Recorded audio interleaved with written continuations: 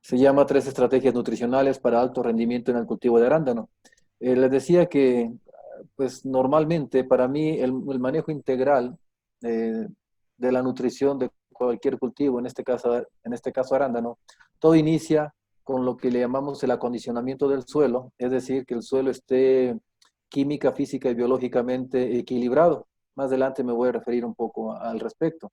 Entonces, les decía que todo inicia desde no solamente preparar el programa de fertilización, sino que ese programa o ese fertilizante sea lo más eficiente posible, que sea mejor aprovechable al igual que el agua. También les decía que en México estamos teniendo muchos problemas por no seleccionar correctamente el sustrato y les decía que ustedes tienen un excelente sustrato como es la cascarilla de arroz, la cual puede ser combinada con otros materiales o incluso sola y van a ver que les puede dar excelentes resultados. Lo importante es que ya sea el suelo o el drenaje, el sustrato que utilicen tenga normalmente pues un buen drenaje, ¿no? Decíamos también que es muy importante la estimulación de raíces, si no de otra manera, pues la eficiencia de los fertilizantes y del agua disminuye bastante.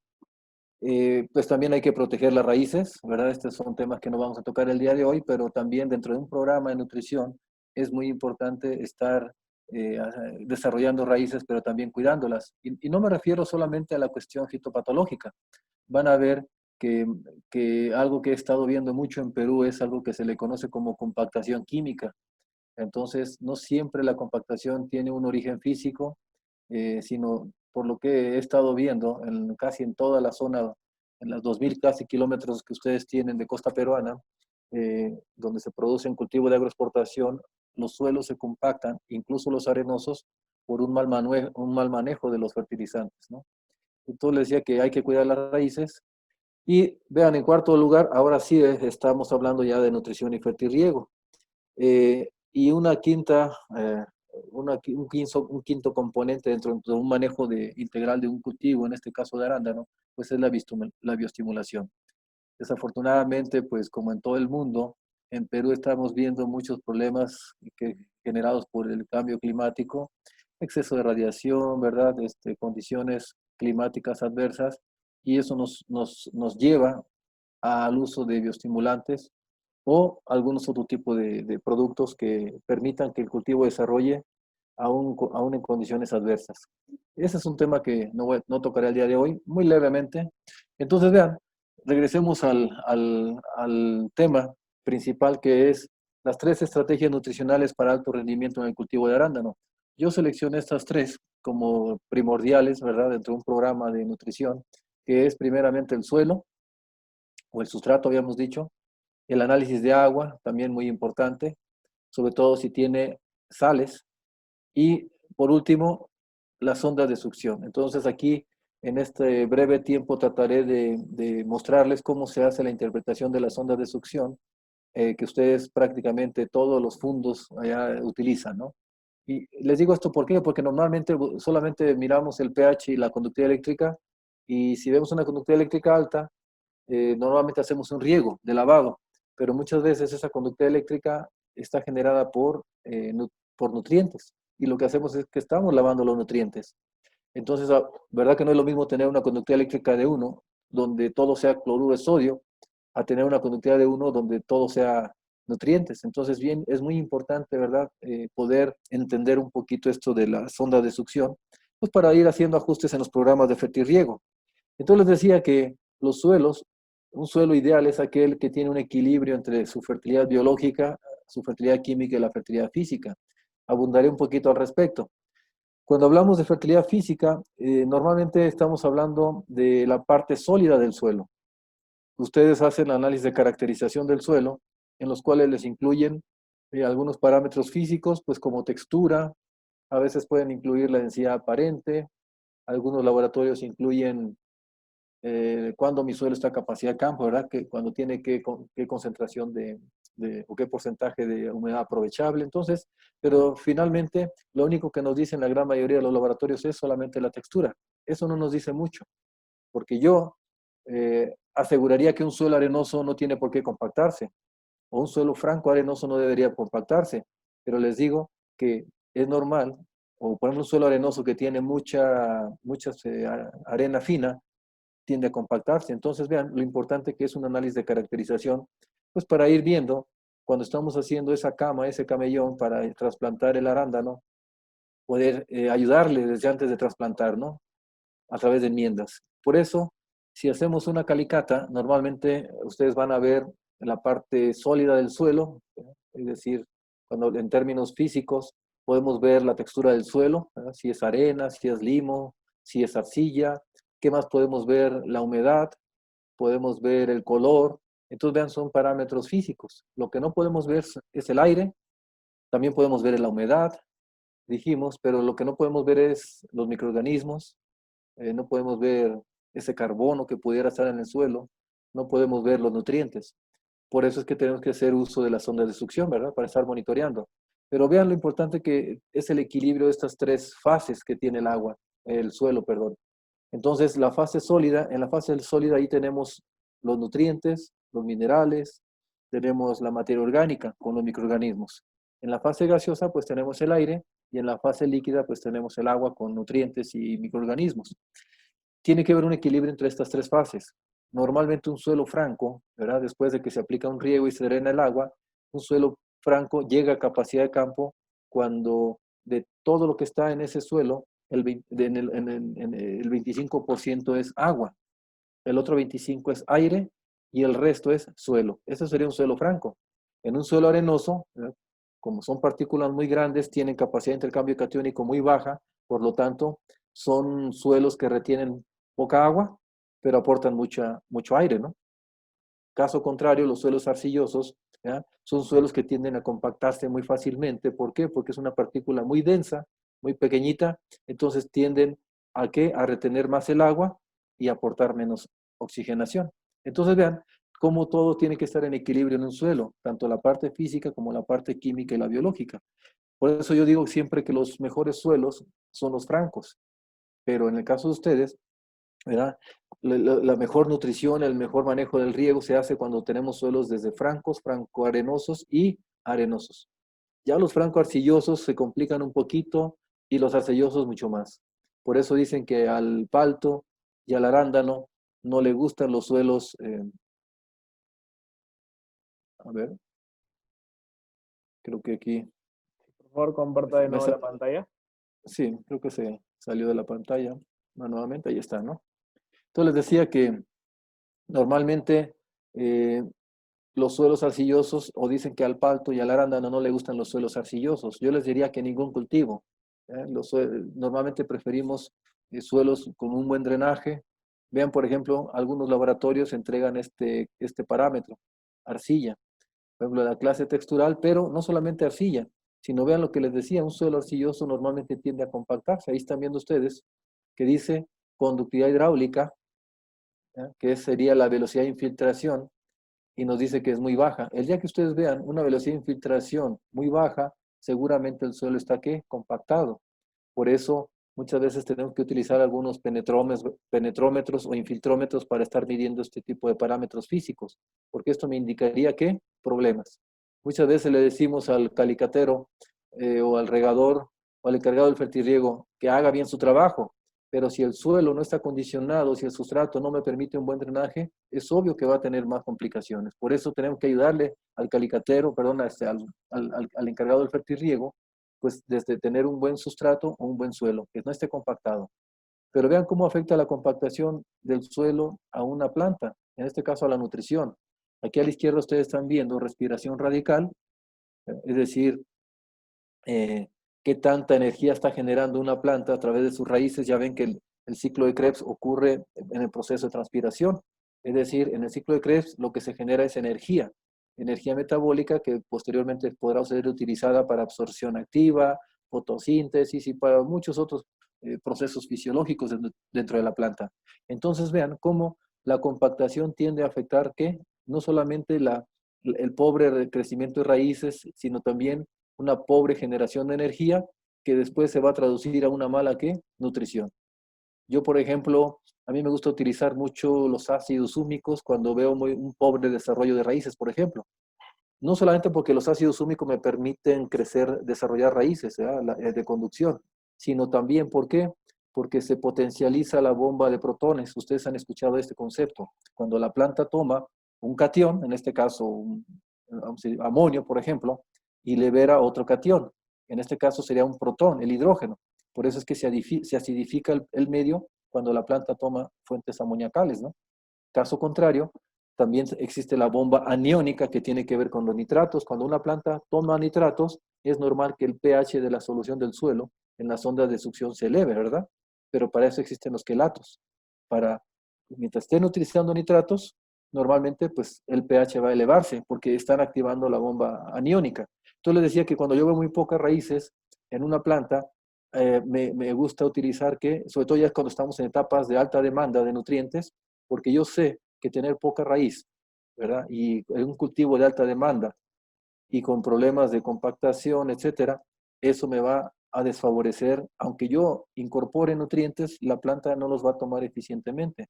Entonces vean que no solamente generamos raíces en la etapa vegetativa, sino que también los ácidos húmicos nos permiten que potencializar la bomba de protones que le llamamos. La bomba de protones que tiene que ver este, con la absorción de cationes en este caso. Bien, entonces aquí están viendo, de acuerdo al Servicio de Conservación de Suelos de los Estados Unidos, se dice que un suelo que tenga una velocidad de infiltración menor a 2 centímetros por hora es malo. ¿Ya? Eso sería un indicador de qué? De que el suelo tiene un problema de compactación. De 2 a 6 sería un moderado, un problema moderado. Arriba de 6 sería lo ideal. Y les digo que ustedes pueden mismos hacer sus propios infiltrómetros. Corten tubos de PVC, más o menos grandes, unos 50 centímetros de diámetro, y van a cortarlo y van a graduarlo con una regla, con lo que sea, ¿verdad? 10, 15, 20 o centímetro a centímetro. Después van a colocar agua, ¿verdad? En algún punto del suelo, le colocan su infiltrómetro, le colocan agua, digamos a 20 centímetros, regresan en una hora y ven hasta cuántos centímetros bajó, y ustedes lo pueden checar en este cuadro, y ahí se están dando cuenta si hay un problema de drenaje o no. Pero les decía, lo que he visto más en Perú, el problema de compactación es un problema químico, porque aún teniendo suelos arenosos, franco arenosos, que no deberían de compactarse, vemos problemas de compactación. Incluso si se fijan ustedes, ese color verde que a veces vemos sobre el suelo, eso me indica que el agua tarda en infiltrarse, es decir, atravesar el suelo. Y si después usamos aguas incluso con 2 miliequivalentes por litro de sodio, ese sodio es capaz de afectarnos nuestro cultivo, ¿ya? Entonces les decía que sí tenemos que tener mucho cuidado, y a eso le llamamos nosotros acondicionamiento, ¿ya? Acondicionar el suelo, hay que acondicionarlo, ¿para qué? Para evitar ese tipo de detalles que estoy platicando. Pero en el caso de ustedes, ¿ya? La compactación cuando es química, yo a veces veo que hacen subsoleos. El subsoleo es una estrategia física. Veo que también dejan a veces la maleza. Veo que están haciendo, a veces dejan la maleza, que efectivamente la maleza nos puede ayudar como subsoleadores, ¿verdad? Es simplemente estarla podando. ¿Por qué? Porque están ingresando oxígeno al suelo. Pero cuando la compactación es química, ni la maleza les va a ayudar. Va a ayudar muy poco realmente. O el subsoleo. ¿Por qué? Porque esa es una estrategia, le llamamos física. Y hoy te voy a explicar mucho del problema de la compactación química, que es lo que normalmente vemos allá en Perú. Entonces vean, esto es bien común verlo en muchas zonas donde manejamos mucho el calcio para contrarrestar el efecto nocivo del sodio. A diferencia de Chincha, Chincha normalmente los suelos son suelos bastante ricos en calcio. Por eso es bien común en Chincha tener problemas con potasio, con fósforo, ¿verdad? Este tipo de precipitaciones. ¿Por qué? Porque el calcio puede reaccionar con bicarbonatos, puede reaccionar con sulfatos, puede reaccionar con fosfatos. Entonces es muy fácil que precipite cuando tenemos mucho calcio en el medio o en las ondas de succión. Tiene que haber una relación óptima entre calcio sulfatos, calcio fosfatos para evitar ese tipo de precipitaciones. Finalmente se va a formar un sarro. ¿Y ese sarro qué va a hacer? Ocupar espacios porosos, y ahí es donde ocurre la compactación química. Esto también lo he visto en algunas zonas de Perú, ¿verdad? Ese enyesado de raíces, y no se diga en las uvas, ¿no? Entonces, vean, les decía que los suelos no solamente tienen fertilidad física, también tienen fertilidad, ¿qué? Química. Y esta fertilidad química tiene que ver ¿verdad?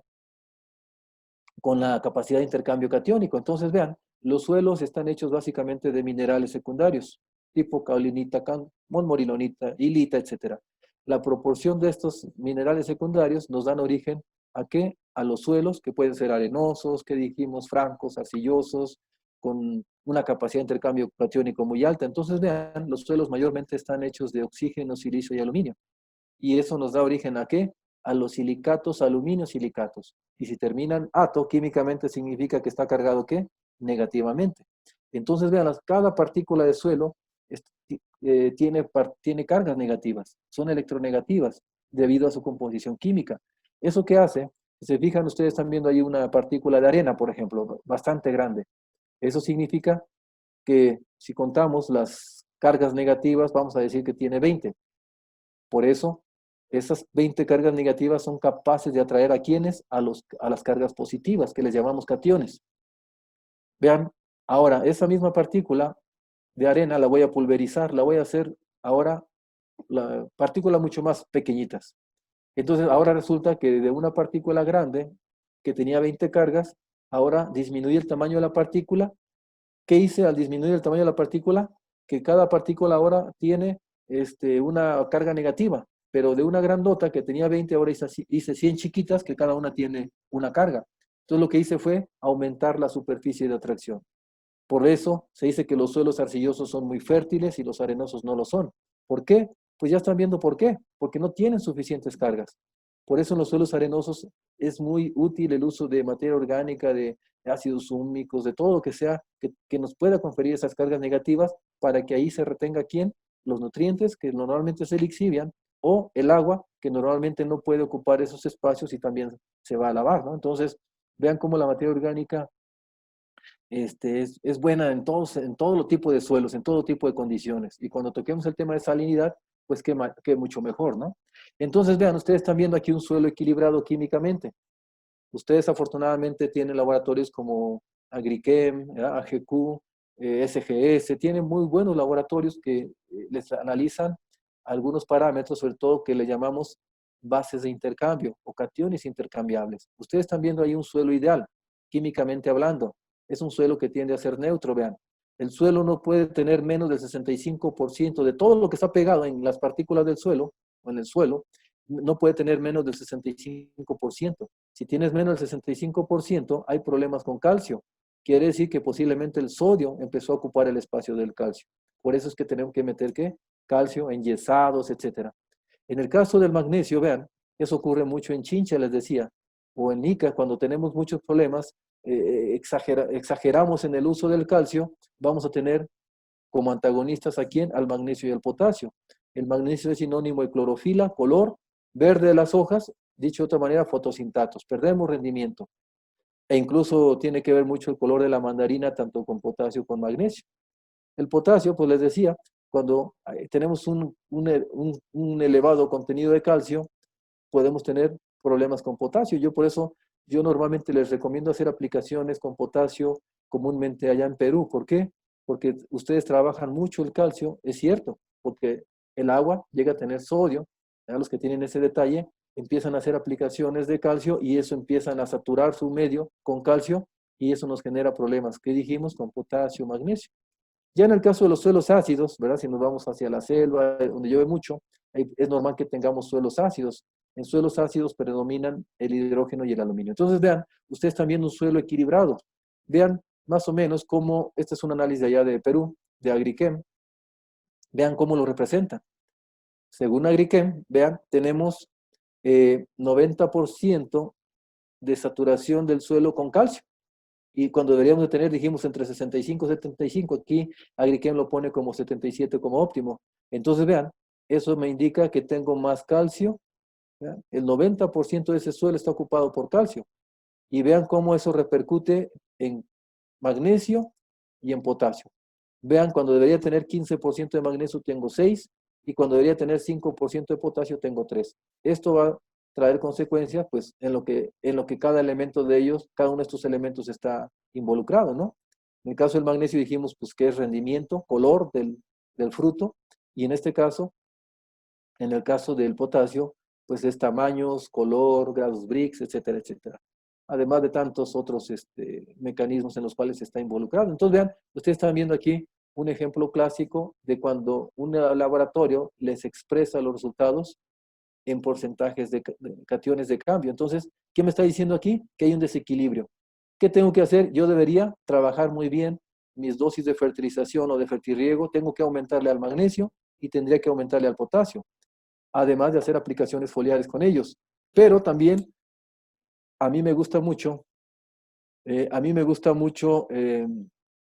ahí algunos dicen que no tienen problemas con el audio, no sé si todos me están escuchando, me parece Sí se que sí. escucha bien, doctor. Si Oh, tienen perfecto. problemas con el audio, por favor, revisar en la parte izquierda inferior.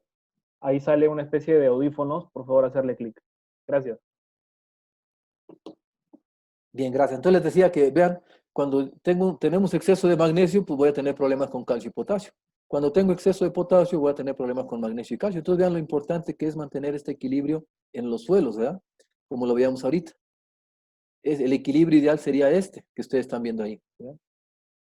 Por eso, por ejemplo, en muchas zonas donde tenemos problemas con sodio, ustedes van a ver que el calcio cae, entonces tenemos que hacer enmiendas con yeso.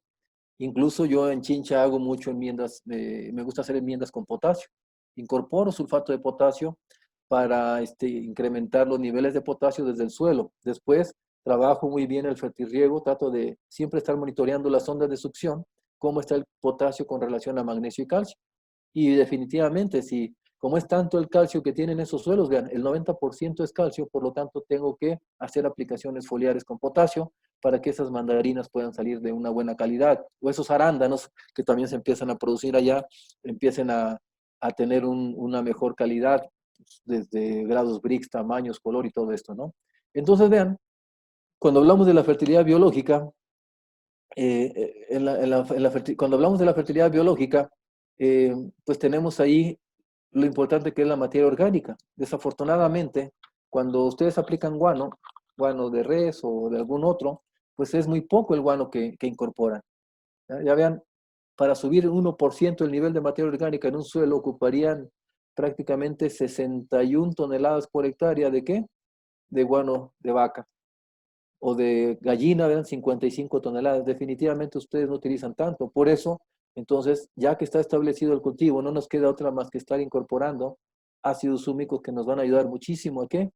A todo los beneficios que nos da la materia orgánica o el carbono, ¿no? Entonces, vean, aquí dice que la incorporación de carbono al suelo mejora tanto las propiedades químicas, físicas y biológicas de los suelos. Es muy importante. Digo, ustedes normalmente manejan suelos desde francos, francoarenosos, francoarcillosos, a excepción de algunas zonas, ¿no? Que manejan suelos hasta franco arcillosos. Pero en cualquier tipo de suelos, la incorporación de guano les va a ayudar. Desafortunadamente, eso lo hemos visto, ¿no? Por ejemplo, cuando vemos la uva, eh, yo les pregunto, ¿cuándo aplicaron ese guano? Te dicen, pues lo apliqué hace 5 años y el guano está prácticamente intacto. ¿Saben por qué? Porque el guano no se va a descomponer solo, porque si tu suelo es arenoso, es pobre en materia orgánica, quiere decir que no hay microorganismos. ¿Quién que se va a encargar de convertir ese guano a humus? Son los microorganismos. Por eso hay que incorporar, ¿qué? Microorganismos, hay que incorporar ácidos húmicos para descomponer ese guano. Si no, nunca vamos a tener humus, ¿no? Entonces vean lo importante que son los microorganismos en el suelo.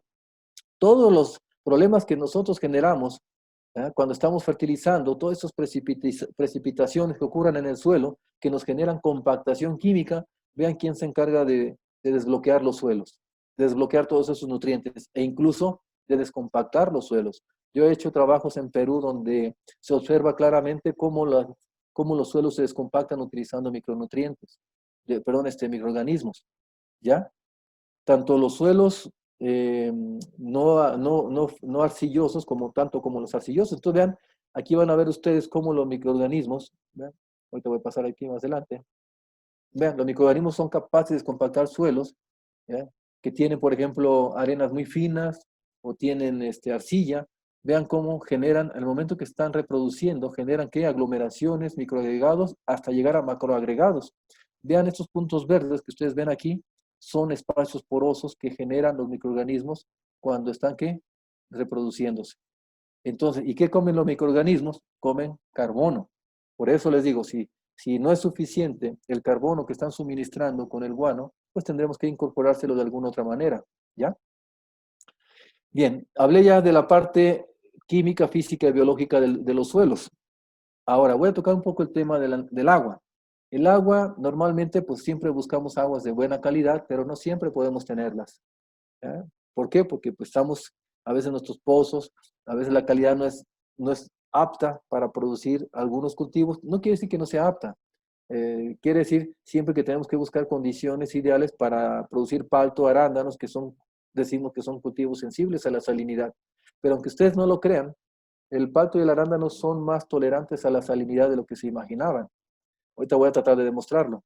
Entonces, vean, un error que cometemos muchas veces es querer bajar el pH del agua para producir arándanos. Decimos, hay que bajar el pH porque el pH ácido le gusta al arándano. Sí, pero si ustedes checan, el arándano es originario de los suelos de ¿dónde? De Europa y de Canadá. ¿Qué condiciones tienen esos suelos? Que son suelos orgánicos. Son suelos que tienen más de 20% de materia orgánica. Nuestros suelos son minerales que no tienen nada de materia orgánica. Entonces, vean, ustedes están viendo aquí un diagrama de Trouk, fue quien lo inventó. Este diagrama de Trouk nos dice que al bajar el pH, vean cómo se adelgaza esa línea, me está diciendo que los nutrientes que se precipitan, es decir, no están disponibles. Al aumentar, ¿verdad?, el pH, los micronutrientes no están disponibles. Entonces, vean, ¿por qué nosotros, si tenemos suelos minerales, por qué bajamos el pH hasta 4? Vean qué sucede, que nosotros mismos bloqueamos, ¿qué? Los nutrientes. Y eso, no sé si ustedes lo han visto. Hay veces que después de poda, el arándano empieza a brotar y empieza a brotar así con clorosis férrica o con una deficiencia de nitrógeno. Ya ven que la hojita se pone amarillenta, rojiza, eso es una deficiencia de nitrógeno. Entonces, ¿por qué si están suministrando nitrógeno, por qué la hoja se pone, manifiesta deficiencias? Pues claro, porque tu suelo es mineral, no es un suelo orgánico. Entonces, no necesitan bajar tanto el pH. Si lo manejan incluso 5 o 6, es más, les voy a mostrar ahorita, yo he trabajado arándanos en pHs de 8. Para eso tenemos que los, los quelatos, ¿no? O sea, si tú estás aplicando quelatos, no es necesario que tengas pHs tan bajos. Ahora, ¿por qué necesitamos realmente eliminar ese sarro? Es decir, ¿por qué tenemos que bajar el pH? Y no tanto. Pues es simplemente para darle mantenimiento al sistema de riego y claro, y estar desbloqueando los nutrientes que podamos tener ahí bloqueos por pHs alcalinos, ¿no? Entonces, vean, se recomienda que utilicemos ácidos realmente para eliminar ese sarro que están generándose. Ya ven que realmente el pH tiene que ver con el contenido de carbonatos y bicarbonatos en el agua, principalmente bicarbonatos. Entonces lo que hacemos es destruir los bicarbonatos. Por eso ustedes utilizan o pueden utilizar cualquier ácido, sulfúrico, fosfórico, nítrico. En la agricultura orgánica, pues ya ven que usamos quemadores de azufre, usamos ácido cítrico, hay infinidad de ácidos. Ahí lo que va a depender es el costo y la cantidad. Pero vean, el ácido sulfúrico, por eso lo usamos mucho. ¿Para qué? Para bajar el pH. Porque lo bajamos rápidamente. Vean, es mucho. Y claro, también viene al 95 al 98% de concentración. Mientras que un ácido fosfórico viene al 85, el ácido nítrico hasta un 70%. Entonces, aquí lo importante es que ustedes vean sus costos, cuántos están gastando para bajar el pH con uno u otro ácido. Entonces, vean, la reacción es la misma. Les dije a ustedes que lo que realmente genera un pH alcalino son los bicarbonatos. Entonces, ese sarro o esa sal tenemos que eliminarla con cualquier ácido. ¿Qué significa eliminarla? Que ese sarro, cuando yo aplico ácido, se transforma en ¿qué? En agua, CO2. Vean por qué ven que baja el pH. Porque esta sal la transformamos en ¿qué? En un gas. Por eso también van a ver ustedes que cuando tenemos muchos bicarbonatos en el agua y utilizamos ácido, van a ver incluso cómo baja la conductividad eléctrica. ¿Por qué? Porque esta sal la estamos transformando en un gas. Y vean, la resultante que nos da es sulfatos, fosfatos y nitratos si usamos ácido sulfúrico, fosfórico y nítrico. ¿Cuándo tenemos que usar cada uno de ellos? Ustedes lo pueden combinar incluso, hacer sus mezclas o escoger las etapas claves para usarlos. Por ejemplo, si veo que lo más barato para mí es utilizar ácido sulfúrico, entonces yo utilizaría ácido sulfúrico todo el tiempo para bajar el pH del agua y dar mantenimiento al sistema de riego. E incluso, recuerden bien, el arándano es un cultivo que le gusta mucho el azufre. ¿Por qué? Porque genera antioxidantes. Un antioxidante que genera el arándano se llama glutatión. Y en el glutatión, dentro de su composición química, requiere ¿qué? Azufre. Entonces, por eso el sulfato de amonio es una excelente también opción como fertilizante amoniacal. comparado con urea, el sulfato de amonio siempre es mejor. Ya se han hecho trabajos al respecto. Pero vean, el ácido fosfórico a mí me gusta utilizarlo, ¿ya?, para ayudarle un poco a la planta a generar raíces y también en la floración. ¿Por qué? Eso lo hago en una semana, 15 días solamente lo aplico. ¿Para qué? Porque aquí está ocurriendo un desgaste energético muy fuerte de la planta y el fósforo, como ustedes saben, es muy importante para generar ¿qué? Energía. Entonces, vean, en estas dos etapas claves en la planta, a mí me gusta utilizar el ácido fosfórico precisamente para eh, prácticamente para bajar el pH, que dijimos, darle mantenimiento al sistema de riego, pero también complementar un poco más con el fósforo. Aquí hay una pregunta de Gabriel que dice, ¿cómo puedo acidificar el suelo? ¿Aplica la misma técnica que la del agua? Exactamente la misma. O sea, finalmente tú utilizas el agua para bajar el pH del suelo, ¿ya? Entonces, no siempre, recuerda que cuando tú estás aplicando fertilizantes a base de nitratos, es normal que el pH se incremente, decíamos, porque se activa la bomba aniónica, es decir, la planta toma un nitrato y libera ¿qué? Un bicarbonato o un hidróxido. Los intercambia la planta, ¿ya? Internamente la planta es capaz de generar ácido carbónico, este se disocia en bicarbonatos y en protones. Si va a tomar una carga positiva, libera un protón, que es el hidrógeno. Por eso vemos que el pH baja. Caso amonio. Si toma nitratos, el pH va a subir. ¿Por qué? Porque lo está intercambiando por hidróxidos o por bicarbonatos. Entonces, finalmente, el pH del suelo, de la solución del suelo, de la sonda de succión, se baja pues a través de los riegos con agua acidificada, ¿no? Y normalmente usamos ácidos, como le estás viendo en este caso, puede ser sulfúrico, fosfórico e incluso nítrico. Hay un error que cometen muchas veces, les decía, si en tu sonda de succión tú detectas más de 10 miliequivalentes por litro de calcio, ya no sigas metiendo ni ácido sulfúrico ni fosfórico, ¿ya? Porque lo que vas a hacer es empezar a bloquear. Si tú metes ácido sulfúrico y tienes mucho calcio en tu sonda de succión, se va a formar ¿qué? Yeso, sulfato de calcio. Y si metes ácido fosfórico y tienes mucho calcio en tu sonda de succión, más de 10 miliequivalentes, lo más probable es que se esté formando ¿qué? Fosfato de calcio, que es menos soluble que el yeso. Ahí en esas condiciones es necesario utilizar ¿qué? Ácido nítrico, ¿ya? Por eso les digo que sí es bien interesante estar monitoreando la sonda de succión, que es lo que vamos a ver más adelante. Como les voy a compartir incluso esa plantilla de Excel que yo utilizo para interpretar los análisis de sondas de succión. Cuando tienen ustedes sus equipos, aplicaciones de azufre ayuda, efectivamente, ¿no? Cuando tú tienes, si tú puedes hacer aplicaciones de azufre, es mejor. Nada más que el azufre agrícola, ustedes saben que tiene un efecto mucho más prolongado, ¿verdad? Entonces, tiene un efecto mucho más prolongado, pero claro que ayuda. La ventaja de los ácidos inyectados es que te bajan el pH mucho más rápido. Dice, ¿a qué pH deben estar los caldos para una aplicación? Los caldos, pues no importa, ¿no? Finalmente, lo que importa es el pH que está saliendo del emisor, para que tú sepas si estás dentro del rango de pH que a ti te interesa. Si tú ves, por ejemplo, que la mezcla de caldos con el agua te está saliendo un pH de 7, pues tendrías que empezar a acidificar, ¿no? Pero si ves que en el gotero, en el emisor, está saliendo un pH óptimo para ti, pues ya no necesitas tú hacer ninguna acidificación. El yeso agrícola no, el yeso agrícola normalmente lo utilizamos, es otra pregunta de Gabriel, ¿verdad? El yeso agrícola, recuerden, el yeso agrícola lo usamos como mejorador de suelos para desplazar sodio, ¿ya? Para incorporar calcio para desplazar sodio. Ese sulfato que tiene el yeso definitivamente no impacta, es muy mínimo lo que te puede impactar en bajar el pH, ¿no? Claro, sí te ayuda, pero es prácticamente nulo. Tú puedes ver cómo al terminar el ciclo, la campaña, no, aplicando puro yeso agrícola vas a ver que difícilmente bajó el pH. No, el yeso agrícola lo usamos como mejorador para desplazar ¿qué? Sodio, sacar al sodio del complejo de intercambio, porque yo he visto que muchas veces quieren lavar al sodio. Dicen es que estoy haciendo lavados para eliminar sodio. No, al que estás eliminando son los cloruros. Los cloruros no se pueden pegar al suelo por su carga negativa. Con carga negativa no pueden atraerse, ¿verdad? Entonces, cuando hacemos riegos pesados, lo que estás lavando primeramente son a los aniones. El sodio que está pegado en el suelo, primero tienes que intercambiarlo. Tienes que meter calcio, ese calcio, ¿ya?, se intercambia por el sodio, es decir, el calcio se pega al suelo y el sodio pasa a la solución del suelo, a la sonda de succión. Y después viene ahora sí el lavado. Entonces les decía que cuando ustedes quieren desplazar sodio, lo tienen que hacer, digo, lo pueden hacer con calcio, magnesio y potasio, solamente que lo más barato es con calcio. Entonces les decía que vean cómo usamos normalmente el ácido sulfúrico o cualquier ácido, ¿ya? Ponemos al 10% los tanques de ácido y ya solamente después le decimos al equipo que nos inyecte el pH que nosotros queremos, ¿no?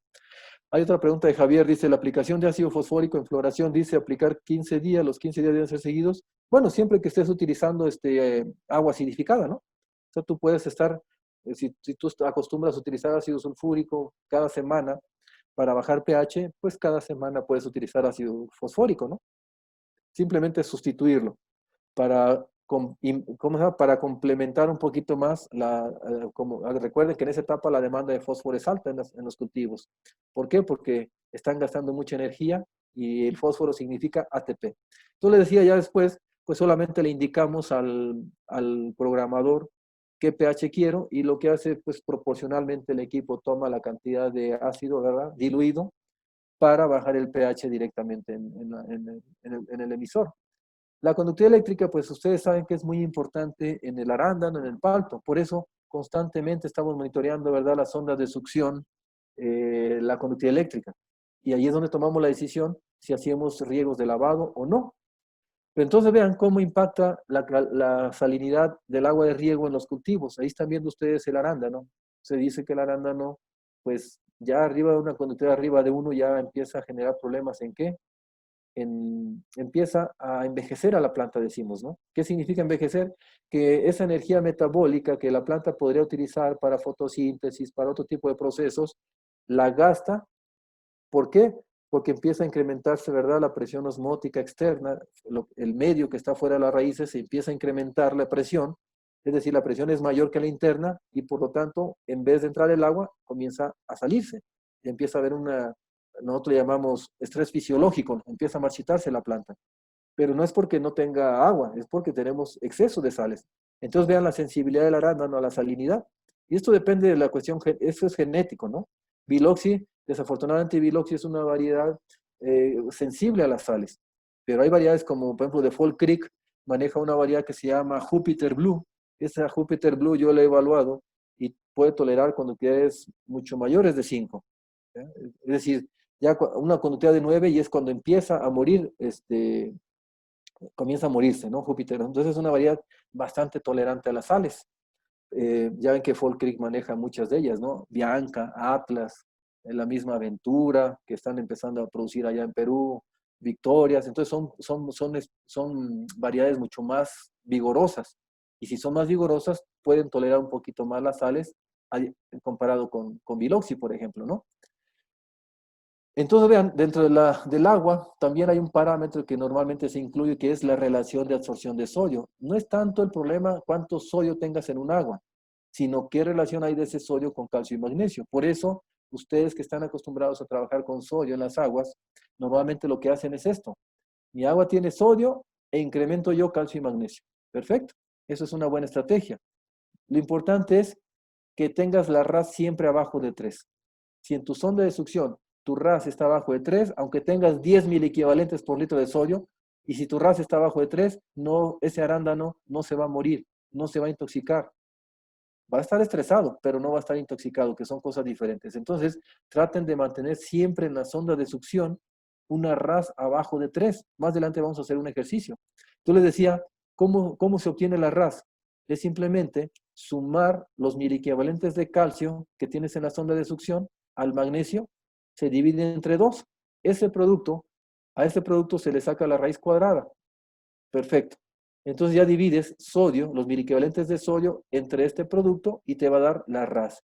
Si tienes 10 miliequivalentes de sodio en tu sonda de succión, pero tu RAS está abajo de 3, no hay problemas. Si está entre 3 y 9, ¿qué tienes que hacer? Súbele al calcio y al magnesio. Si estás arriba de 9, hay problemas ya muy fuertes. Hay que ver qué está pasando. Ya el agua, seguramente el agua ya es un agua que ya es imposible trabajar con ella, ¿no?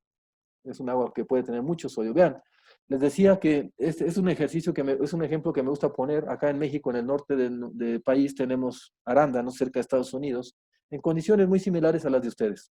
Es una zona está pegada al océano, ¿verdad? En la costa, son suelos arenosos, etcétera, etcétera. Y también tenemos problemas de salinidad. Vean, esta agua tenía una conductividad eléctrica de 2.4, ¿ya? Resulta que vean cuánto tenía de cloruros, 14.4. Entonces, para arándano, arriba de 2.000 equivalentes de cloruros, ya empieza a ser un problema. Empieza a ver, puede generar toxicidad en mi cultivo.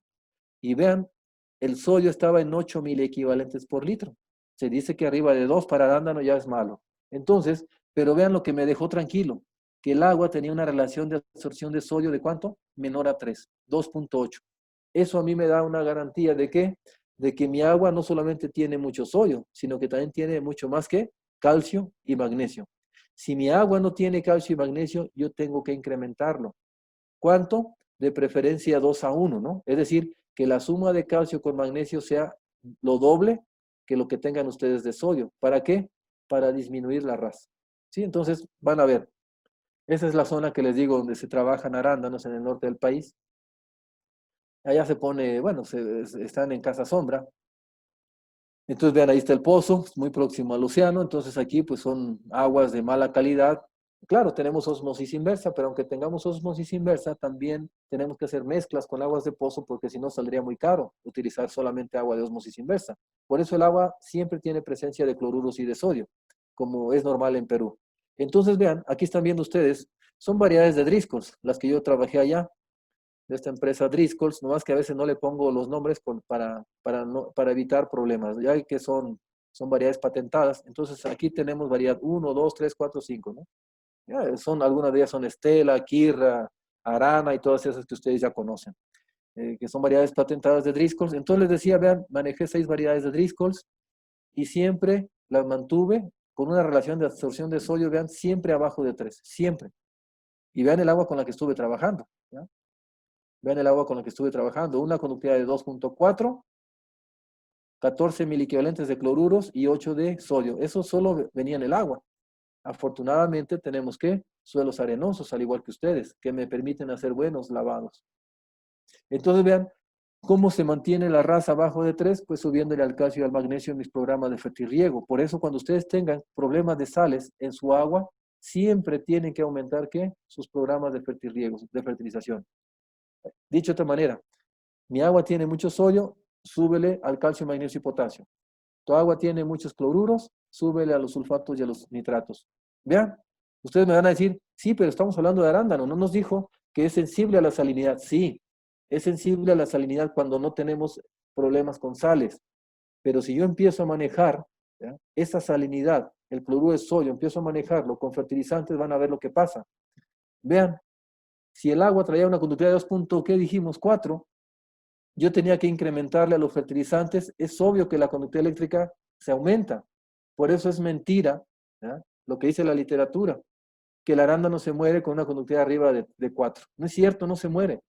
Yo llegué a trabajar esos arándanos en conductividades hasta de 5 y nunca se murieron. Les voy a mostrar fotos. Y vean los pHs que manejé toda la campaña.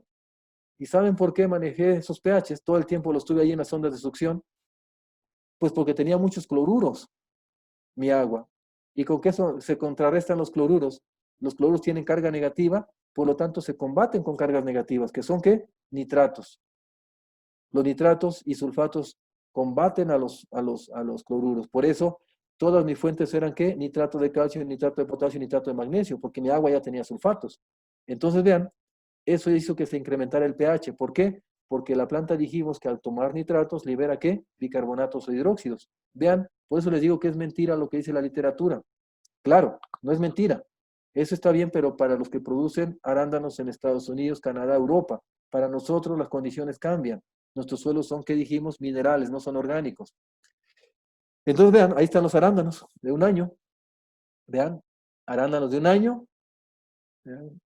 Ustedes no van a, vean, no ven ni una sola hoja quemada, no ven ni una sola, ¿qué? Amarillamiento. ¿Por qué no ven, no ven clorosis férrica aquí? Pues porque todas nuestras fuentes eran, ¿qué? Quelatos, quelato de hierro, una mix de micros con quelatos. ¿Por qué? Pues porque pues si siempre íbamos a tener el pH cercano a 7, 7,5, pues tenemos que meter quelatos, ¿no? Por eso en condiciones óptimas, normales, como son los bosques de allá de Estados Unidos, de Canadá, de Europa, pues sí, ¿verdad?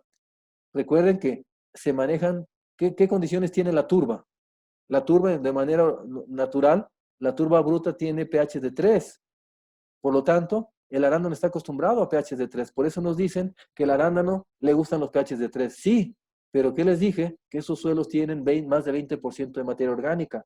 No es lo mismo un suelo de Perú o de México que no tiene ni 1% de materia orgánica y un pH de 4, a un pH de 4 en un suelo de Canadá donde tiene 20% de materia orgánica. Entonces vean, si ustedes quieren bajar tanto el pH, ¿ya? Es decir, hasta 4, pues incorporen ¿qué? Materia orgánica, ácidos húmicos, para que no empiecen ustedes a bloquear, eh, para que no empiecen a bloquear ustedes, ¿cómo se llama? Pues los nutrientes. Bien. Entonces decía, afortunadamente cuando empecé a trabajar yo estos arándanos, yo empecé a entender un poquito más del efecto de los fertilizantes contra la salinidad, ¿no? Del agua. Vean, ahí están los arándanos, ¿no? Crujientes, extremadamente dulces. ¿Por qué? Un arándano que crece en condiciones salinas normalmente es muy dulce. Ese estrés hídrico que sufren, finalmente, pues nos genera arándanos bastante dulces. Si ustedes me preguntaran, bueno, ¿qué otra estrategia se tiene que manejar para, además de subirle a la conductividad eléctrica con sales nutrientes? Tienen que estar incorporando ¿qué? Constantemente. Recuerden, como abajo están las sales, tenemos que evitar que estas ingresen. Por lo tanto, tenemos que utilizar aminoácidos, perdón, aminoácidos vía foliar, ¿no? ¿Para qué? Para desestresar las plantas. Y la otra es para que no se nos avejente, vamos a decirlo así. Y a nivel sistema de riego, normalmente inyectamos pues ácidos húmicos, ¿ya? Dice, si tengo hierro quelatado y otros elementos menores que están disponibles en suelos ácidos en forma quelatada, ¿el arándano no mostrará deficiencias de esta? Claro que no, para nada.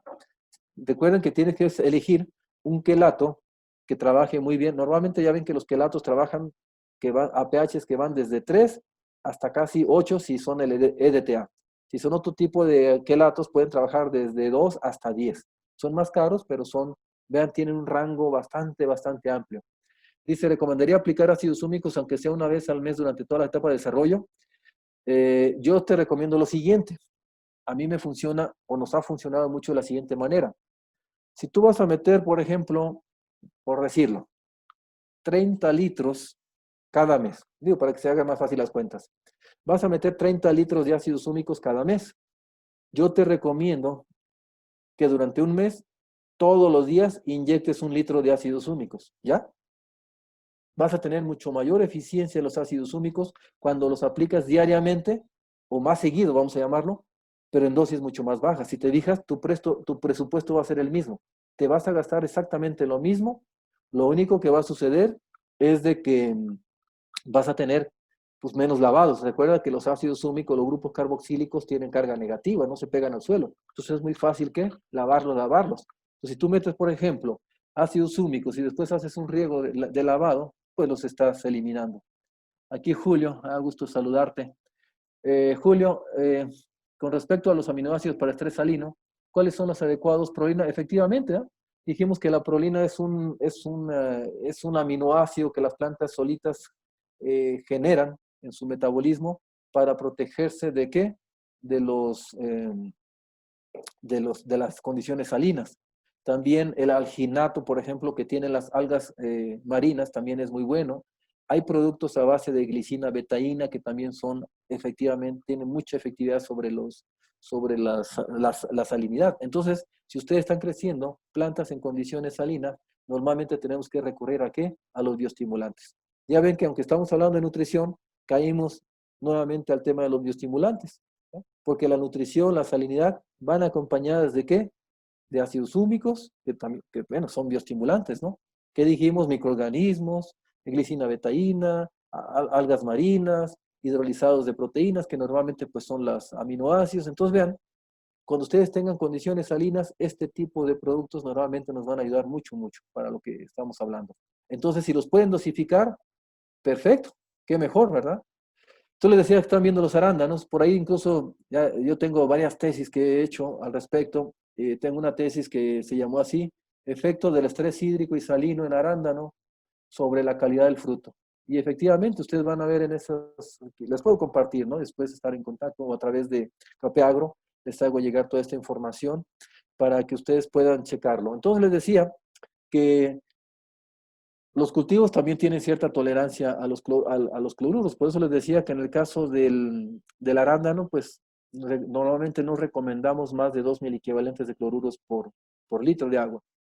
Vean, ustedes están viendo ahí estos arándanos con una conductividad eléctrica de 5. A esto se le conoce como salinidad cuantitativa. Vean si hay un estrés, ¿verdad? Por eso le digo que lo que hacen las sales es avejentar a la planta. Las hojas que dijimos están acartonadas, avejentadas, decimos, quebradizas. Eso es un efecto salino. Por lo tanto, tenemos que empezar a manejar mejor los antiestresantes, que dijimos que pueden ser aminoácidos, algas marinas, todo lo que puedan ustedes utilizar para desestresar las plantas. Vean, ahí están viendo ahora ya el efecto del cloruro de sodio. Si no se maneja bien el cloruro de sodio, entonces vean, podemos tener este tipo de quemaduras. Ahí lo importante es evitar que las sales ingresen a la planta. Y ya incluso cuando a veces encontramos niveles altos en la planta, a través de los análisis foliares, tenemos que empezar a manejar estrategias desde el suelo y posteriormente antiestresantes en el agua. La dureza del agua también es muy importante, ¿verdad? Dijimos que la dureza del agua tiene que ver con calcio y magnesio. La dureza del agua significa cuando tenemos mucho calcio y magnesio en la misma, y eso nos puede llevar a ¿qué? Al enyesado de raíces. O sea, ¿qué dijimos? Tener un desequilibrio entre calcio y magnesio nos puede generar esto. El carbonato sódico residual nos dice también que si ustedes tienen aguas con un valor mayor de carbonato sódico residual mayor a 2, vean lo que pueda suceder. ¿eh? Se va a formar GIS, tiza. Ese bicarbonato de calcio que se genera, que ocurre, esa reacción ocurre en el suelo, nos puede generar este detalle en raíces. Entonces vean lo importante que es tener un análisis de agua, pero más importante es tener un análisis de sonda de succión. Entonces, les decía que normalmente para mí en arándano, antes de pasar a la sonda de succión, voy a tocar un poquito el tema de los nutrientes. Entonces, vean, para mí el éxito en un cultivo como arándano, en un inicio se encuentra en el buen manejo de las fuentes nitrogenadas. Entonces, vean, se sugiere o se recomienda que en la etapa vegetativa, inicio de floración, o después de poda hasta inicio de floración, normalmente la fuente sea amoniacal. ¿ya? Tenemos que tener más fuentes amoniacales que nítricas, desde el total del nitrógeno que se va a aplicar. Pero se recomienda que después ya sea incluso desde cuaja o incluso iniciando floración, ya empieza a haber un cambio entre esa proporción. ¿Por qué? Porque si ustedes siguen aplicando amonio, normalmente el amonio es antagonista, ¿qué dijimos? De calcio, potasio y magnesio. Eso nos puede mermar calidad. E incluso, pues si sabemos que tanto el calcio como el potasio están involucrados en los mecanismos de defensa de la planta, podríamos incluso debilitarla. Ustedes han visto cómo utilizando fuentes amoniacales las plantas tienden a enfermarse mucho más, ¿no? Dice, ¿qué tanto es la diferencia en sensibilidad el arándano y el palto al tema de sales? ¿Qué fertilizante se debe iniciar a utilizar? Ok, digo, normalmente el palto es un poquito más tolerante a las sales que el arándano.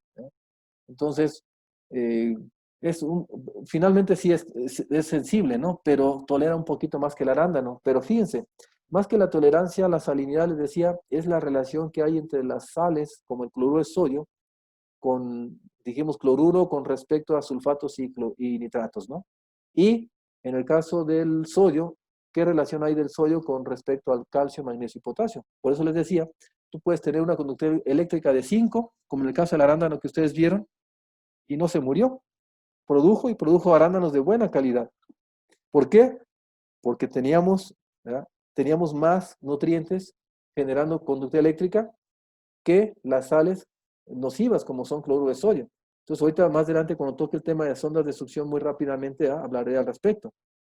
Entonces les decía que en el caso del arándano es recomendable el buen manejo de las relaciones nitrato-amonio, amonio-nitrato. Vean, yo he hecho unos trabajos con mis estudiantes, bueno, este es de algunos japoneses, vean cómo ellos a diferentes pHs, pH de 3, pH de 4 y pH de 5. Vean cómo la planta obtuvo mayor biomasa cuando se suministró la fuente de nitrógeno en forma amoniacal. Pero vean, resulta que cuando ya tenemos un pH, empieza a predominar los nitratos. ¿Cómo se explica esto, verdad? ¿Por qué a pHs de 5 los nitratos comienzan a predominar y no tanto el amonio? Recuerden, aquí tiene que ver mucho con la bomba de protones, con la bomba protónica. ¿Qué significa esto? Que cuando tenemos más hidrógenos, porque vean, es más fácil el ambiente, ¿no? Tenemos más hidrógenos en el ambiente, es más fácil que la planta los intercambie, ¿verdad?, con amonios. Eh, Cuando tenemos menos hidrógenos en el ambiente, pues la planta empieza a intercambiar ya, o tenemos más hidróxidos, por llamarlo así, empieza a intercambiarlos por nitratos. Por aquí hay otra pregunta, permítame. Dice, en tal caso, ¿por qué no usar siempre nitratos? La interferencia con calcio siempre estará a fin de cuentas. Claro, o sea, ¿saben? Puedes utilizar siempre nitratos, ¿eh? No hay ningún problema. Yo creo que aquí simplemente es por lo que estamos viendo ahora, ¿no? Vean, yo manejé la relación, hice un trabajo donde manejaba las relaciones amonio-nitrato, es en Biloxi. Vean la altura. Cuando manejas 100% amonio comparado con 100% nitratos, pues son plantas menos vigorosas, que para mí eso es bueno, ¿eh? Si tú me preguntabas por qué no utilizar nitratos, te diría, eh, pues porque siempre queremos copiarle a los americanos, ¿no? Y los americanos nos dicen que hay que usar solamente amonio. Desafortunadamente los americanos no producen el palto y los arándanos igual que nosotros. Por eso te digo, si tú quieres tener plantas con menor porte, pues definitivamente yo me iría con puros nitratos. Afortunadamente, vean, aquí vemos los nitratos. Los nitratos te ayudan ¿a qué? A incrementar el diámetro, el grosor de los laterales. El amonio, al contrario, el amonio lo que hace es te alarga la planta, te da una planta más grande, pero con laterales más delgados. Y los nitratos te da una planta más pequeña, pero con laterales más gruesos. Entonces yo creo que, yo les soy honesto, a mí no me gusta ver plantas de arándano muy grandes. Para mí una planta de arándano de 1 metro, 1,5 metros es más que suficiente esa altura, ¿no? O sea, no queremos hojas, pues. Ahí lo que buscamos son laterales. Y en esos laterales promover la floración y de ahí obtener los arándanos, ¿no? Los frutos, las flores y después frutos. Entonces les decía que el manejo del amonio normalmente se recomienda es precisamente para darle vigor inicialmente a la planta, es por eso. Pero si puedes iniciar con puros nitratos, yo lo he hecho y me gusta hacerlo, ¿eh? Me gusta hacerlo. Sobre todo cuando veo que la planta es muy explosiva, muy vigorosa. Por ejemplo, mismo Victoria, ustedes han visto, son plantas bastante grandes, muy exuberantes. Entonces, una manera de detener su crecimiento es utilizando nitratos. Y como dices, finalmente vamos a terminar incorporando nitratos. Entonces les decía, vean, aquí vemos nuevamente la relación amonio-nitrato sobre el contenido de clorofila, que finalmente nos dice la clorofila o las unidades CESPAT está muy relacionada con la condición de la planta. Entonces vean, cuando usamos 100% amonio, pues tenemos finalmente más clorofila en estas hojas, ¿no? En la etapa de floración, pues ustedes saben que son muy importantes el boro, calcio, zinc y fósforo, o sea, son elementos que no pueden faltar en esa etapa. Vean cómo estoy pasando de la etapa vegetativa ahora a floración. Y ya en producción, pues el calcio sabemos. Desafortunadamente el calcio lo vemos cuando ya estamos en el empaque, ¿no? En el empaque nos dicen, ¿sabes qué? No tienes buena firmeza, pero si ustedes monitorean desde las ondas de succión, los análisis foliares, podemos evitar llegar al empaque con menos calcio en los frutos. Y vean, el calcio está influenciado negativamente por el clima, un mal riego, exceso de sales, suelos pobres en calcio. Entonces, por eso es muy importante lo que ustedes hacen, ¿verdad? Evaluar las ondas de succión. Entonces, vean, están viendo nuevamente este trabajo, igual que hice con los estudiantes. Les digo, toda esta información se las puedo compartir, ¿no? Tanto artículos como tesis. Efecto de la relación amonio-nitrato sobre la concentración de calcio en arándano. Vean lo que decías, cómo manejar 100% calcio favorece la absorción de nitratos, perdón, favorece la absorción de calcio. Desafortunadamente a muchos les encanta utilizar el amonio, abusan del amonio, exageran. Y eso nos lleva a ¿qué? A tener problemas mermas en calidad, frutos más flojos, plantas más enfermizas. Yo les decía que los nitratos vean cómo nos favorecen la absorción de calcio. Y vean, por ejemplo, la deficiencia de calcio a veces puede generar este tipo de detalles, esta anomalía, ¿no? Aún frutos verdes empiezan a caer y adentro vemos como una pudrición, ¿ya? Interna. Esa es una deficiencia de calcio que puede ser ocasionada, que dijimos, la planta, el fruto ya está formado, pero la planta por cuestiones que dijimos de alta salinidad, puede ser un mal riego, un exceso de calor, un mal clima nos puede generar ese tipo de detalles, ¿no? Entonces ahí no nos queda otra más que hacer aplicaciones foliares con calcio, ¿ya? A mí me gusta mucho recomendar aplicaciones foliares de calcio, aún teniendo calcio en el suelo. ¿Por qué? Porque el calcio está sujeto a los flujos de transpiración y si la planta no puede absorber calcio vía raíces, pues ni modo, eh, tendríamos que aplicarlo vía foliar. Dice Marlon, ¿cómo se explica fisiológicamente que el nitrato ayuda en la mayor absorción de calcio? Es por antagonismos. Acuérdate que el amonio tiene carga, ¿qué? Positiva. Y el calcio tiene carga positiva. Entonces, ¿ya? Si tú tienes en un medio calcio y tienes amonio, pues empieza la competencia entre ellos, ¿ya? Y por lo tanto, la planta lo que más demanda es nitrógeno, entonces ingresa primero amonio y se queda en la lista de espera el calcio. Es por eso, es más que nada por antagonismos, ¿no? Entre ellos. Bien, el boro, pues también es un elemento importantísimo, ¿no? En el proceso de floración, transporte de azúcares. A mí me gusta aplicar boro molibdeno vía foliar en arándano antes de la poda. Recuerden que si ustedes tienen hojas todavía después de que terminaron la cosecha o antes de la poda, si tienen ustedes hojas verdes, ahí hay comida. Y recuerden que la siguiente brotación va a venir ¿de dónde? De la corona. Entonces hemos visto que al igual que los frutales, el arándano también alterna. Entonces, y esa alternancia se da por las reservas contenidas en la corona. Por eso yo les recomiendo hacer aplicaciones boro molibdeno una semana antes de la poda, ¿ya? Esas aplicaciones de boro molibdeno normalmente las hago antes de la poda. ¿Para qué? Para translocar azúcares, reservas, ¿ya? Fotosintatos, fotoasimilados, como quieran llamarles, mandarlos a la corona. Ustedes van a ver cómo la hoja empieza a secarse. Eso significa que se está, ¿qué? Retranslocando las fotosintatos hacia la corona para fortalecerla y la siguiente brotación venga mucho mejor. Y la siguiente brotación de raíces, etcétera. Entonces, vean, si pueden ustedes utilizar boro molibdeno, háganlo y después poden. Dice Julio, ¿cuál es el nivel adecuado de calcio en partes por millón durante los estados fenológicos? ¿Ha visto diferencia entre las distintas variedades? Así es. Digo, más que en partes por millón, dijimos que va a depender mucho de la conductividad eléctrica que quieras manejar. Por ejemplo, si estamos hablando de una conductividad eléctrica de 1, pues normalmente nos manejamos cerca de entre 4 y 6 miliequivalentes de calcio, ¿no? Entonces, ahora, lo que hemos platicado, si yo tengo 3 miliequivalentes de sodio en la sonda de succión y yo tengo que estar aplicando 5 miliequivalentes de calcio, o debo de tener mínimo con 5 miliequivalentes. En realidad, yo debería traer ahí, porque si voy a dejar solamente un miliequivalente de sodio en la sonda de succión, debería estar eliminando 2 sodios, ¿no? 2 miliequivalentes de sodio. En realidad, yo debería tener 7 miliequivalentes de calcio por 3 de sodio. Entonces, vean cómo el manejo cambia, ¿verdad? ¿Por qué? Porque una cosa es nutrir a la planta cuando no tengo problemas de sodio ni de cloruros, y otra es nutrir a la planta cuando tengo cloruro de sodio, ¿ya? Entonces sí, va a depender de la etapa fenológica, sí. Entonces siempre iniciamos con menos calcio y vamos incrementando el calcio e incluso hasta terminar con más calcio en la etapa ya de fructificación, que se ocupa pues calidad, ¿no? Dice, aplicar bolo molibdeno en las etapas iniciales de cosecha ayudaría a traslacar azúcares a los frutos. También, sí, dosis bajas, ¿eh?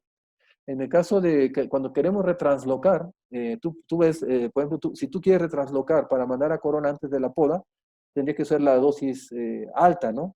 En el caso de si quieres también ayudarle a fruto, ¿verdad? A hacer retransloque, podrías utilizar, claro, el boro molibdeno, pero en dosis bajas, ¿ya? Dosis bajas, claro que sí puedes utilizarlos. La dosis pues va a depender mucho del producto y de la concentración, ¿verdad? Normalmente estos productos que tienen boro molibdeno traen 9% traen 9% de boro y 1% de molibdeno. Por eso te digo, si tú consigues algún producto con boro molibdeno con otra concentración, entonces sí se manejan dosis diferentes. Normalmente es un litro por hectárea, ¿no? Vía foliar. pero sí es interesante que cheques qué producto, a qué concentración viene, y finalmente en la etiqueta tiene que venir, ¿no? Cuánto tienes que utilizar. Y ya en que manejan rangos, dosis desde bajas a altas. Si quieres retraslocar antes de poda, dosis altas. Si quieres retraslocar para incrementar tamaño de fruto, grado de Brix, tendría que hacerlo dosis bajas. Bien, entonces le decía que normalmente ustedes utilizan o manejan sondas de succión. ¿Cuál sería la consecuencia de dosis altas hacia frutos?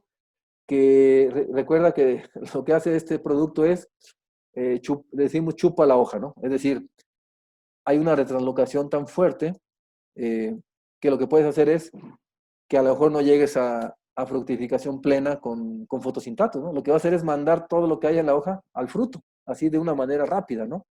Entonces, si ya estás prácticamente esperando la cosecha, lo puedes hacer, una dosis alta, la dosis alta, ¿no? Pero si estás todavía llenando el fruto, si está creciendo apenas, podrías secar la hoja antes de tiempo. Entonces, pero si ya estás en la última etapa, claro que sí lo puedes utilizar a dosis alta, ¿eh? O sea, si ya estás, por ejemplo, sabes que ya vamos a cosechar la próxima semana, pero veo que hace falta grados Brix, veo que no tiene tamaño, trata de utilizar este tipo de productos, ¿no? Y muchos de estos productos, acuérdate, le llamamos engordadores, que no solamente tienen, para el fruto utilizamos más que boro molibdeno, usamos boro con molibdeno y potasio, ¿no? Es otro tipo de productos que también, claro, llevan boro y molibdeno, además, y también llevan potasio. Cuando hablo yo de retraslocar de hojas hacia corona, normalmente pues usamos ¿cómo se llama? El boro molibdeno. El usar boro molibdeno en el momento de floración e inicio de cuajado con la finalidad de ganar más yemas, ¿afectaría en algo a las primeras frutas? No. Ahí lo importante, Cristian, es manejar, dijimos, las dosis, ¿no? Tú puedes manejar dosis bajas sin ningún problema. Entonces, vean, ya para finalizar, aquí están viendo ustedes una sonda de succión que normalmente ustedes la manejan, ¿verdad? A diferentes profundidades. Yo aquí les voy a compartir, voy a salirme de esta presentación y les voy a compartir esta hoja de Excel que normalmente me gusta utilizarla. Ahorita les comparto la hoja de Excel. Y les voy a explicar, es muy sencillo, ¿no? Muy sencillo utilizarla. Nos va a ayudar a interpretar una sonda de succión. Ya ven que la sonda de succión normalmente aparece en un sinnúmero ahí de parámetros y a veces es engorroso, ¿no? Porque vemos tantos números que lo único que me interesa muchas veces es solamente, lo único que me interesa pues es conductividad eléctrica, pH. Entonces vean, les decía que esta hoja de Excel se la voy a compartir a través de Jorge o de los colegas de Capeagro para que se los hagan llegar también, al igual que la presentación. Entonces vean, aquí lo único que tienen que hacer es, vean, este arándano estaba en la etapa de producción, ¿ya? De entrada, yo veo la conductividad eléctrica de 1.39. Si veo la conductividad eléctrica de 1.39, vean, si veo 1.39, yo diría, bueno, pues si estamos en producción, pues este arándano no debería estar tan mal, ¿no? Porque dijimos que pues si estoy manejando biloxi, me tolera bien una conductividad de 1, 1.5, entonces estoy dentro del rango, ¿no? Yo pensaría que estoy dentro del rango. Hay que tener cuidado con esto. ¿Por qué? Por lo siguiente, vean. Ustedes van a incorporar los datos que les entrega el laboratorio, ya sea SGS, Agrichem, cualquiera de los que ustedes utilicen, los resultados en miliequivalentes. Si se fijan, los laboratorios como SGS, Agrichem, el único parámetro que no reportan en miliequivalentes por litro son los fosfatos.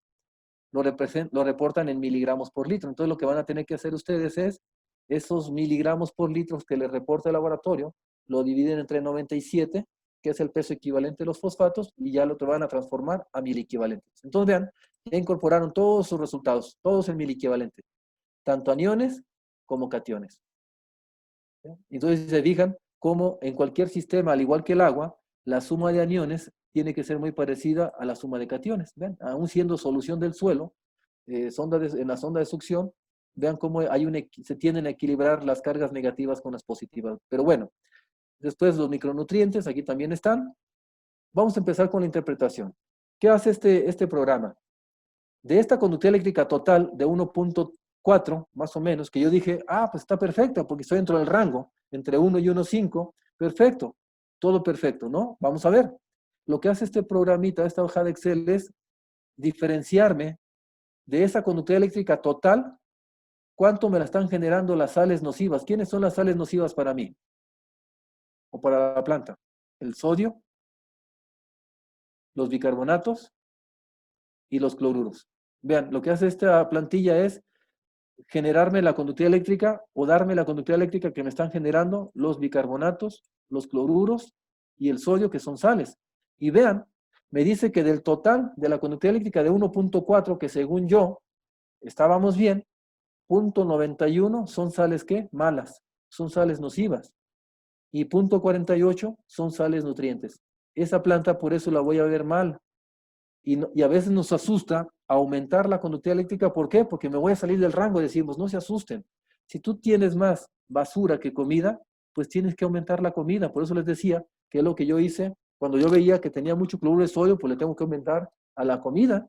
Y vean, aquí dice, las sales nutrientes siempre tienen que estar arriba de las sales nocivas. Es preferible tener una conductividad eléctrica de 2.5, donde tengo más comida que basura, que una conductividad eléctrica de 1.4, donde tengo más basura que comida. Aquí las plantas van a estar mal con una conductividad eléctrica de 1.4. Y aunque ustedes vean una conductividad de 2, 5, de 3 en Biloxi, no pasa nada siempre y cuando tengan más que comida que basura. ¿Ya? Entonces les digo, yo les voy a pasar toda la hojita de Excel. Este es un tema más amplio, ¿no? Ahorita en este poco tiempo estoy tratando de utilizarlo, ¿no?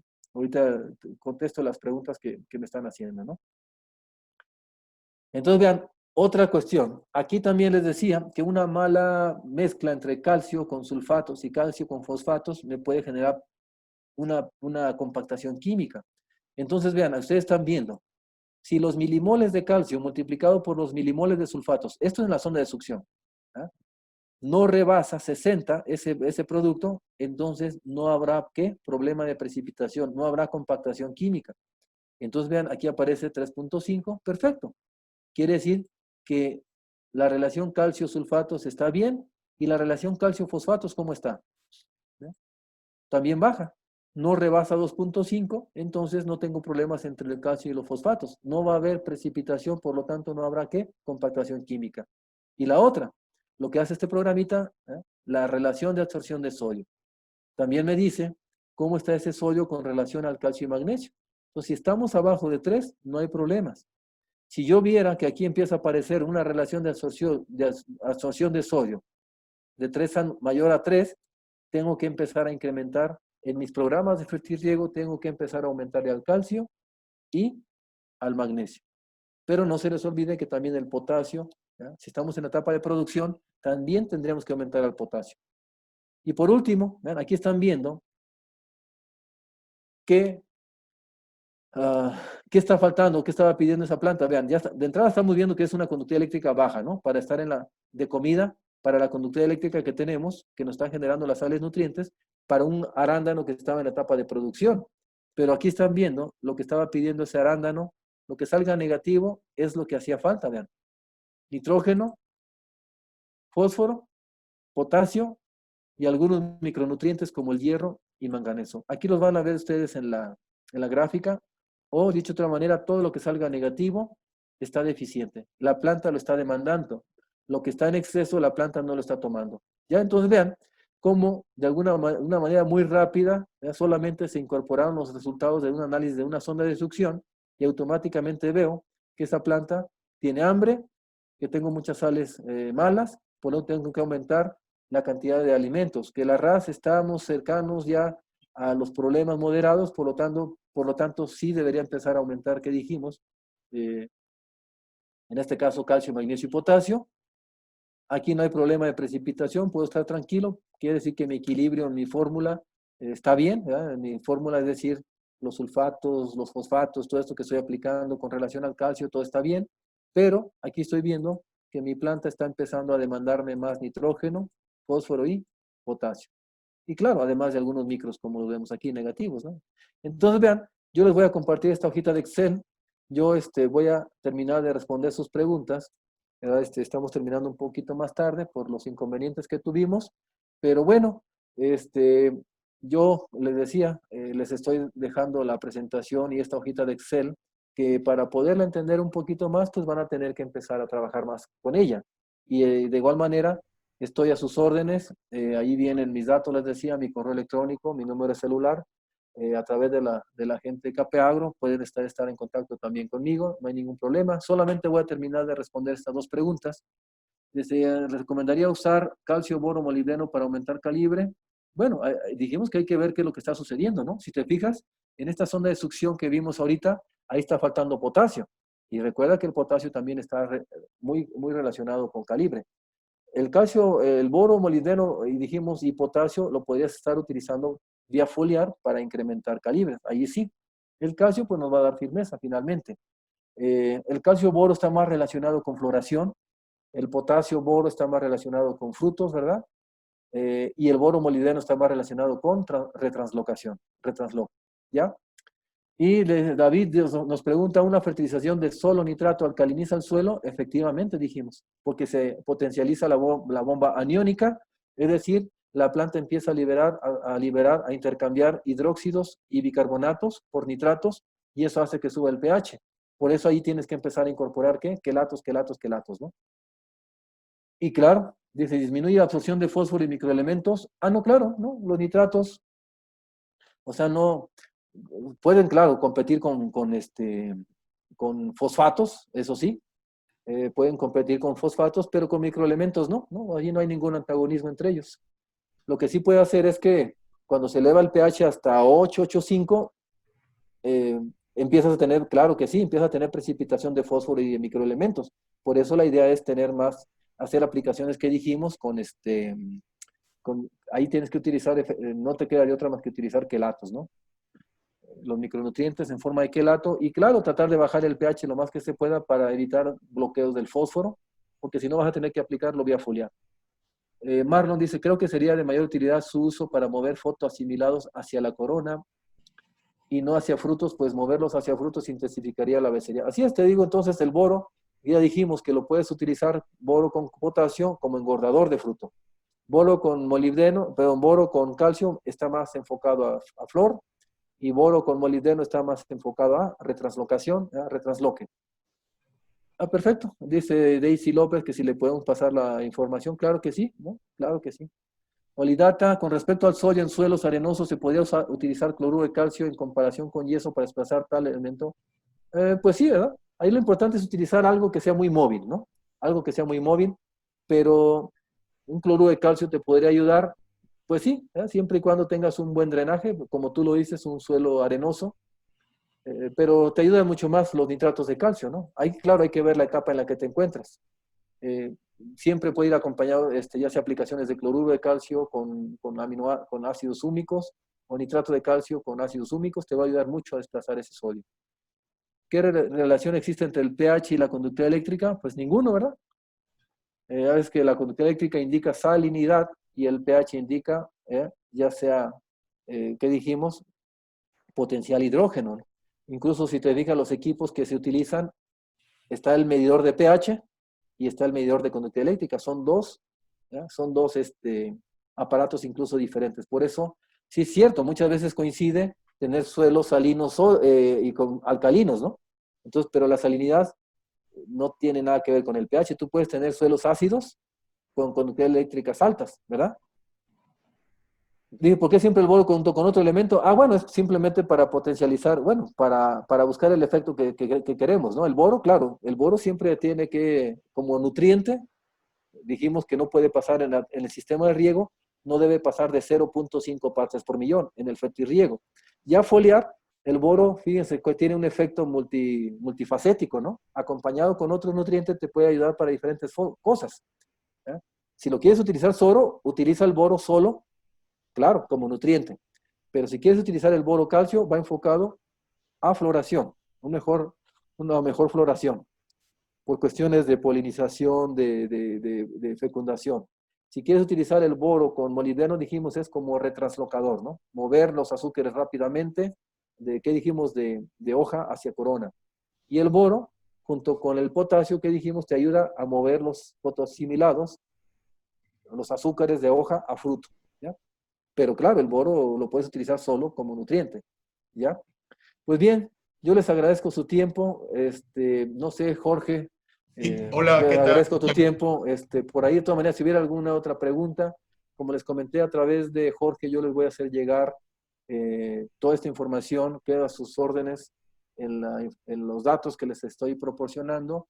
Y pues espero verlos pronto en Perú, ya que nos permita eh, pues esta pandemia. Y les agradezco su tiempo. Yo voy a dejarle la palabra a Jorge.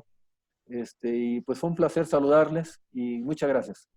Muchas gracias, doctor. Muchas gracias por su tiempo y por sus conocimientos. Excelente presentación, la verdad, nos hemos enriquecido. Y bueno, acá en Capeagro vamos a tener una batería de capacitaciones con el doctor Prometeo. El próximo miércoles los esperamos, ya vamos a estar publicitando el tema. Y así también la información que deseen, esta charla la hemos grabado y la vamos a publicitar en nuestro canal de YouTube, y también cualquier consulta o la información que el doctor va a compartir, la vamos a canalizar a través de nuestras redes sociales, en Facebook, Capeagro, o en nuestro canal de LinkedIn. Bueno, yo quería aprovechar también para presentar Capeagro. Capeagro es una empresa, nosotros somos una empresa bastante innovadora, somos una empresa, nosotros nos consideramos una empresa líder en todo lo que es innovación y todo lo que trae lo último de agricultura para el Perú. Gracias a este sentir, Capeagro ha hecho una alianza con la empresa Geolife. Geolife es una empresa líder en lo que es nanotecnología y bio-nanotecnología en el mundo. Y hemos traído cerca de 38 productos. Dentro de estos 38 productos voy a exponer algunos. Uno está Nano PGP. Tenemos algas marinas con aminoácidos desarrollados con nanotecnología y que permiten tener una mayor absorción y una mejor asimilación de las algas con los aminoácidos. Es un excelente bioestimulante, como lo decía el doctor Prometeo. La planta necesita estimulantes, necesita algas marinas, necesita aminoácidos, y también como aminoácidos tenemos AminoPower, un aminoácido al 80%. Este es nuestro dúo como estimulante antidesestresante. También estamos trayendo una novedad acá en Perú, que es el ácido húmico en nanopartículas. Es leonardita fraccionada a nivel nano, que viene al 80%, viene 66% de ácido húmico. Está desarrollado con la tecnología de nanotecnología. Beneficios: al ser una partícula muy pequeña, se necesitan bajas dosis de medio kilo a 2 kilos por hectárea.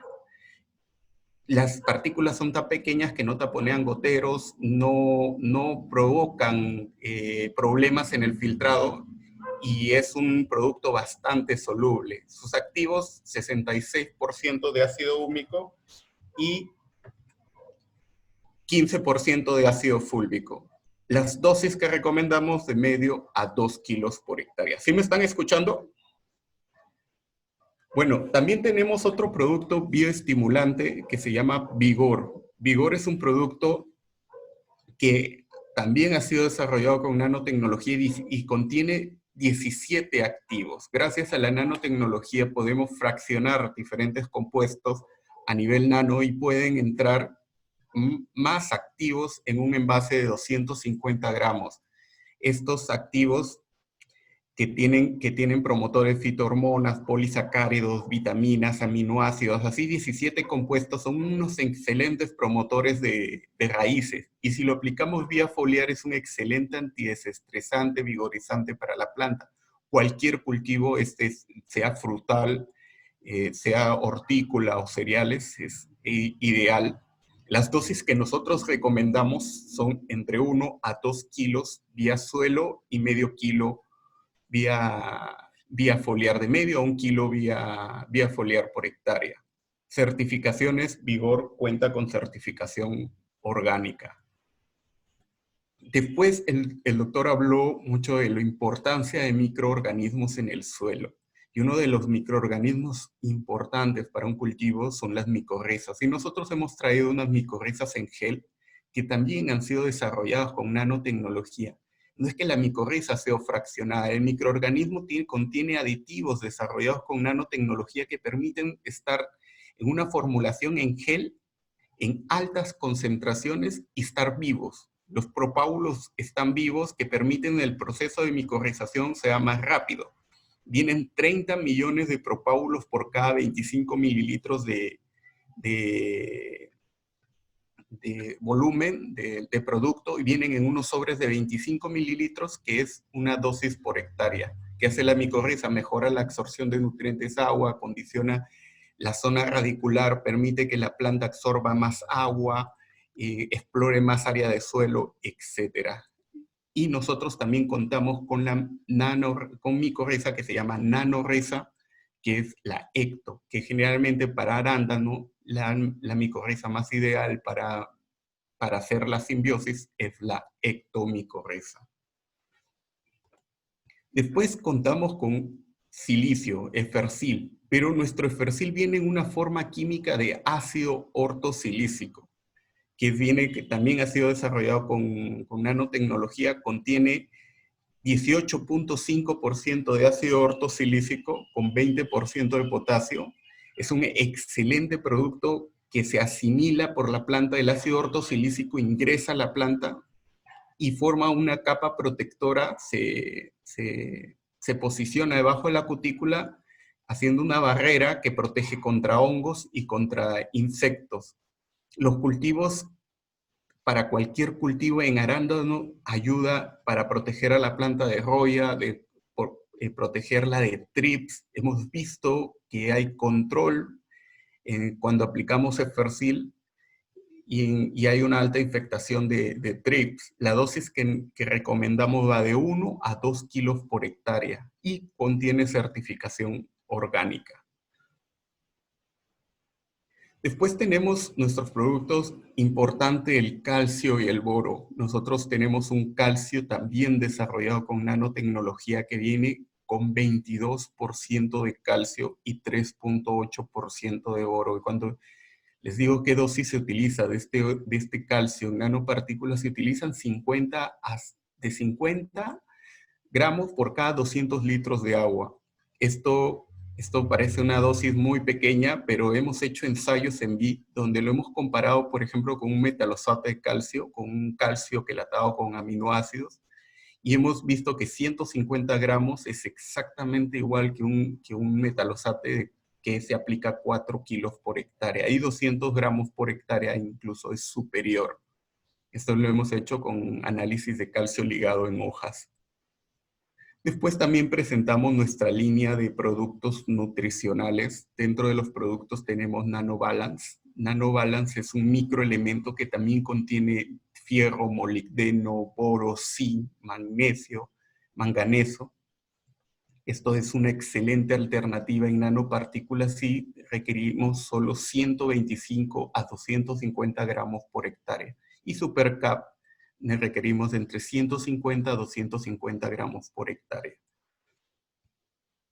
Después tenemos nuestra línea NanoFer, que es nuestra línea con nitrógeno, fósforo y potasio en diferentes combinaciones.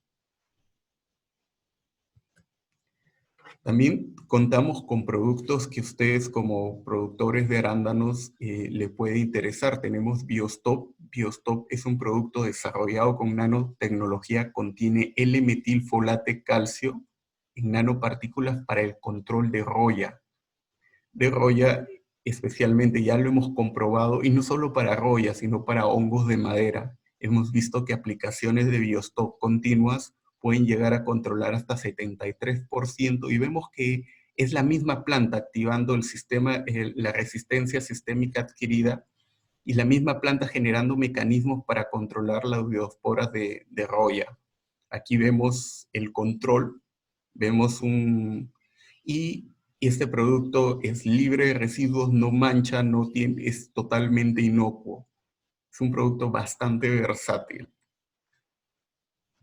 Después, por último, tenemos nuestro producto Ferroforte. Uno de los problemas que tiene el Perú es la deficiencia de fierro. La clorosis férrica y lo explicó muy bien el doctor Prometeo, es el fierro. Y nosotros tenemos un fierro quelatado con EDHA, que viene en la forma orto-orto, es altamente asimilable y es un producto muy versátil. Nosotros lo tenemos en relación calidad muy buena este producto. Actualmente ya lo tenemos comercializando y cuenta con dosis para arándano.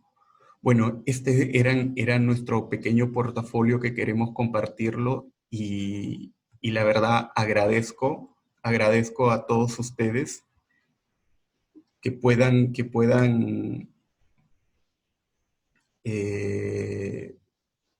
bueno, que nos hayan acompañado. Discúlpenos los inconvenientes, lamentablemente son los riesgos de este tipo de tecnologías, pero eso no nos va a milanar, no nos va a detener. Vamos a seguir con nuestras charlas, vamos a tener un poco mejor control.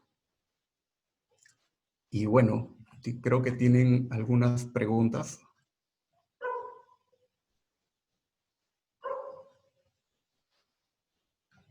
Bueno, a ver, eran para el doctor Prometeo.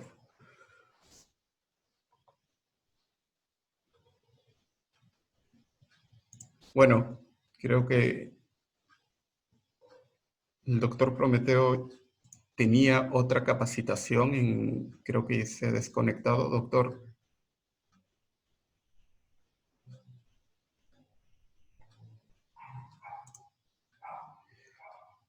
Bueno, les agradezco su tiempo, les agradezco todo. Damos por finalizado la charla. Muchas gracias. El próximo miércoles estén atentos a nuestro grupo de capacitaciones. Vamos a presentar ahora solo en el grupo y vamos a ser un poco más estrictos en el tema de admisión de participantes. Gracias. Cualquier consulta nos pueden escribir por el grupo de capacitaciones. Hasta luego.